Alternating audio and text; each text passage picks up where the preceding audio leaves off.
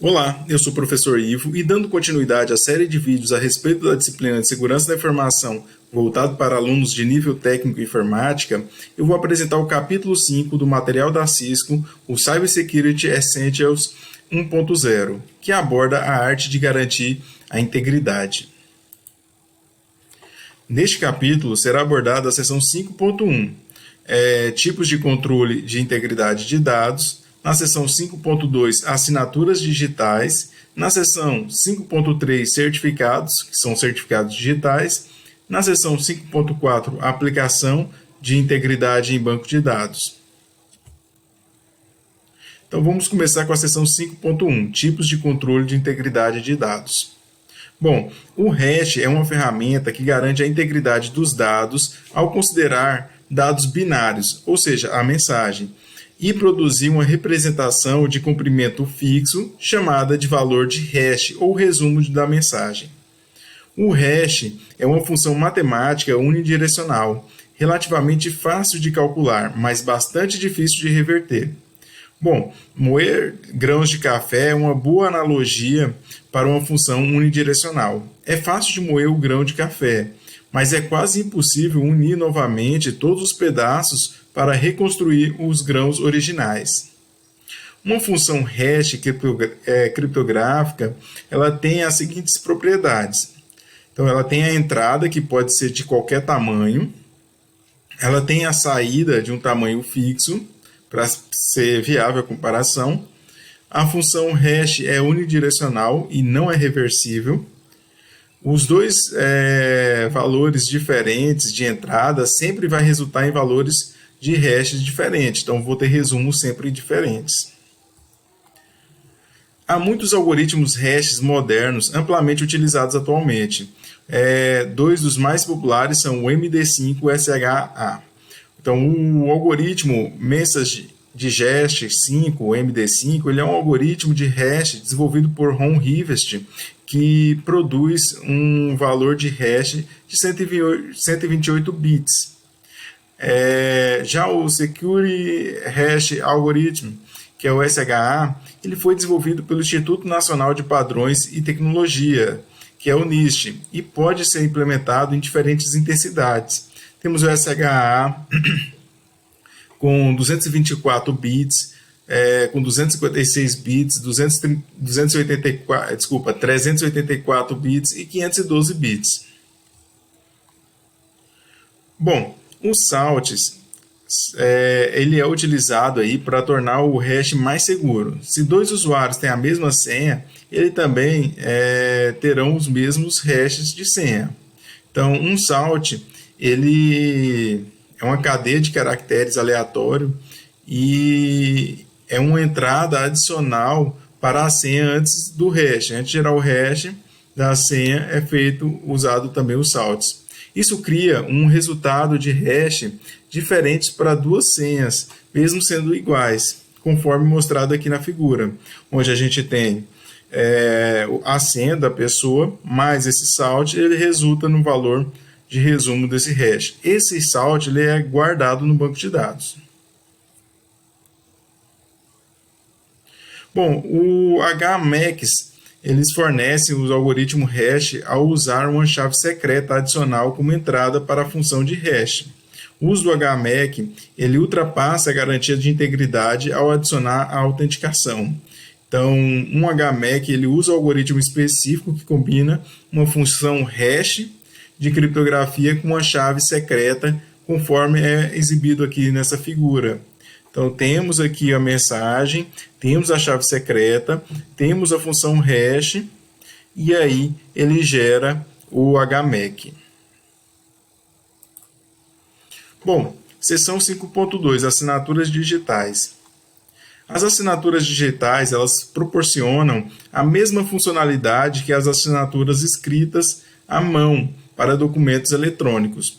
Uma assinatura digital é utilizada para determinar se alguém edita um documento depois que o usuário assina.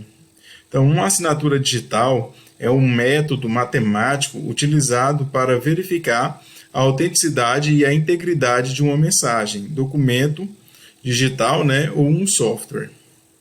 Em muitos países, as assinaturas digitais têm a mesma importância jurídica que um documento assinado manualmente.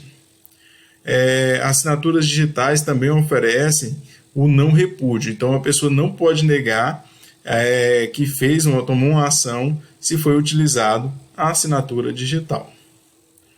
Bom, como funciona a tecnologia de assinatura digital?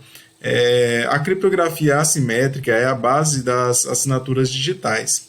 Então, um algoritmo de chave pública, como o RSA, gera duas chaves, uma privada e a outra pública. As chaves estão matematicamente relacionadas. Logo, deve-se criptografar aí o resumo da mensagem, o hash, né, da mensagem, com a chave privada para gerar a assinatura digital de uma mensagem. Vamos abordar agora na seção 5.3, certificados digitais. Um certificado digital ele é equivalente a um passaporte eletrônico. Os certificados digitais eles permitem que os usuários, hosts e empresas troquem informações de forma segura através da internet. Um certificado digital autentica e verifica que os usuários enviando uma mensagem, quem são, se eles estão sendo eles mesmos, estão identificando a autenticidade dos indivíduos. Os certificados digitais também podem proporcionar a confidencialidade para o destinatário por meio da criptografia de uma resposta. O certificado digital ele deve seguir uma estrutura padrão para que qualquer entidade possa lê-lo e entendê-lo independentemente do emissor. Então, o X509 é o padrão para a construção de certificados digitais e a infraestrutura de chave pública, a PKI, usando aí para gerenciar certificados digitais. PKI consiste aí em políticas, funções e procedimentos necessários para criar, gerenciar, distribuir, usar, armazenar e revogar certificados digitais. Bom, seção 5.4, a aplicação de integridade de banco de dados. Bom, os bancos de dados eles proporcionam uma maneira eficiente de armazenar, recuperar e analisar os dados. À medida que a coleta de dados aumenta e os dados se tornam mais confidenciais, é importante que os profissionais de segurança cibernética protejam um número cada vez maior de bancos de dados. A integridade de dados refere-se à precisão, consistência e à confiabilidade dos dados armazenados em um banco de dados. As 4 restrições ou regras de integridade do banco de dados são as seguintes: a integridade de entidade, todas as linhas devem ter um identificador único chamado de chave primária. Integridade de domínio, onde todos os dados armazenados em uma coluna devem seguir o mesmo formato e a mesma definição. Também a integridade referencial, onde as relações de tabelas devem permanecer coerentes, portanto, um usuário não conseguirá excluir um registro que está relacionado a outro. Então, integridade definida pelo usuário, que é um conjunto de regras definidas por um usuário que não pertence a uma das categorias. Por exemplo, um cliente faz um novo pedido, o usuário verifica primeiro para saber se é um novo cliente. Em caso afirmativo, o usuário adicionará o novo cliente na tabela de clientes. Uma regra de validação verifica se os dados estão nos parâmetros definidos pelo projetista de um banco de dados. Uma regra de validação ajuda a garantir a integridade, a precisão e a consistência dos dados.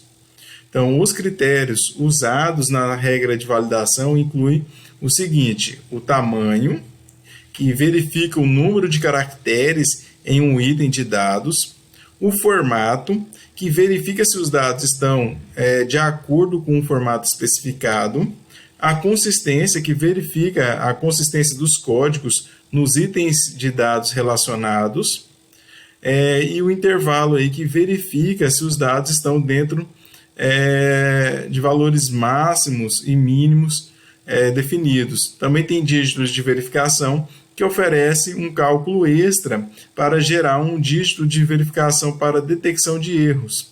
Então, é como se fosse uma métrica de cálculo hash para identificar alguma inconsistência. Bom, manter um arquivamento correto é fundamental para preservar a confiança e a utilidade dos dados no banco de dados. Tabelas, registros, campos e dados dentro de cada campo compõem um banco de dados. Para manter a integridade dos sistemas de arquivos do banco de dados, os usuários devem seguir determinadas regras. A integridade da entidade é uma regra de integridade, declarando que cada tabela deve ter uma chave primária e que a coluna ou as colunas escolhidas como chave primária devem ser exclusivas e não nulas, elas não podem estar vazias. Então, nula em um banco de dados significa valores ausentes ou desconhecidos. A integridade da entidade proporciona organização adequada dos dados para aquele registro.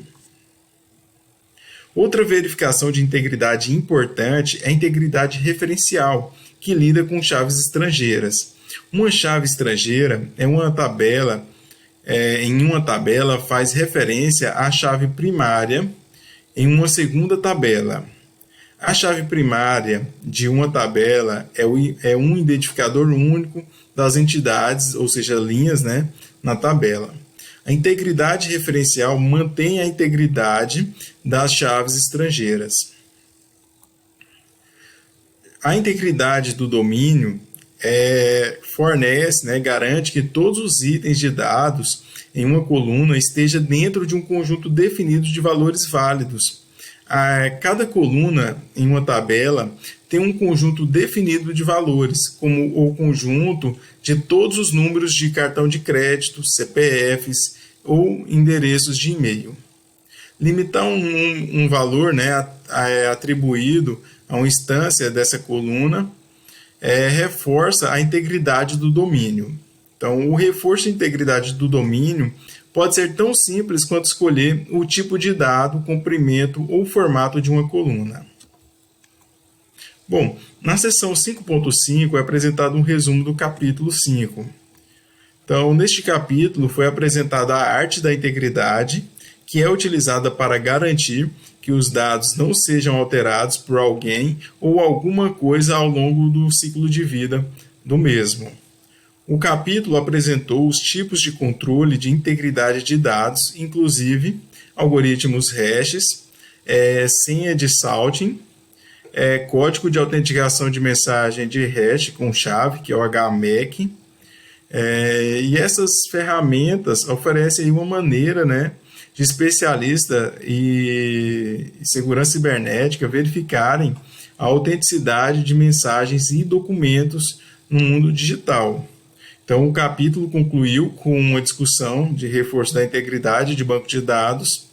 Então, ter um sistema de integridade de dados bem controlado e definido aumenta a estabilidade e o desempenho de um sistema de banco de dados, Então, bom, aqui a gente encerra o capítulo 5. Eu agradeço a sua atenção, o seu interesse. Se você gostou do material, curte ele aí e se inscreva no canal. Se ficou com alguma dúvida ou tem sugestões de melhoria, comenta aí. Um grande abraço. Tudo de bom.